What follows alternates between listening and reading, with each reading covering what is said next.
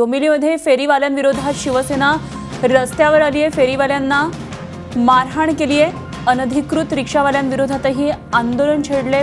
पुन्हा एकदा फेरीवाले बसलेले तर शिवसेना स्टाईल उत्तर देऊ असं शिवसेनेनं इशारा दिलाय।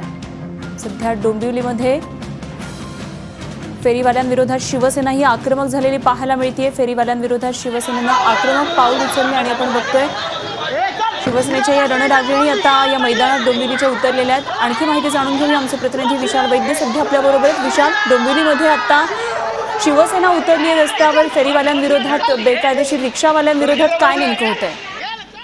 अनुभव आपण बघत आहोत ठाण्यामध्ये पण सुरू आहे। कारवाई कल्याणमध्ये करावी अशी मागणी सातत्याने शिवसेनेत होत होती। मात्र कुठेतरी प्रशासन जे आहे ते कुठेतरी कमी पडत होतं। लोकांची तक्रारी वाढत होत्या। इकडे रस्त्यावरून जायला जागा नव्हती। अचानक आहे आणि संध्याकाळच्या सुमारास जे रेल्वे स्टेशन परिसर आहे डोंबिवलीचा तिकडे हल्ला करत बसलेले होते त्यांना तिकडून हुसकून लावलेला आहे। जे फेरीवाले जात नव्हते त्यांना मारहाण करण्यात आलेली आहे। त्यानंतर अनधिकृत ज्या रिक्षा स्टँड आहे त्या ठिकाणी रिक्षा उभी करून प्रवाशांची अडवणूक करत होते जे रिक्षावाले त्यांना सुद्धा शिवसैनिकांनी चोप दिलेला आहे।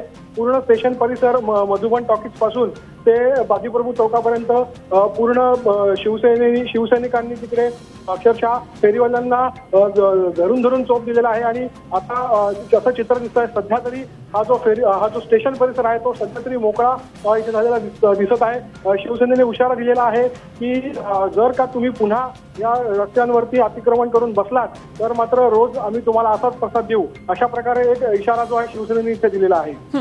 विशाल, धन्यवाद दिलेली या सगळ्या सविस्तर माहितीविषयी। विशाल वैद्य आमचे प्रतिनिधी आपल्याबरोबर होते। डोंबिवलीतली ही दृश्य आपण बघतोय। अनधिकृत फेरीवाले आणि रिक्षावाल्यांना शिवसैनिकांनी अशा प्रकारे चोप दिलेला आहे आणि पुन्हा दुकान थाटल्यास योग्य तो शिवसेने स्टाईल आम्ही कारवाई करू असा इशाराही शिवसेनेनं दिला।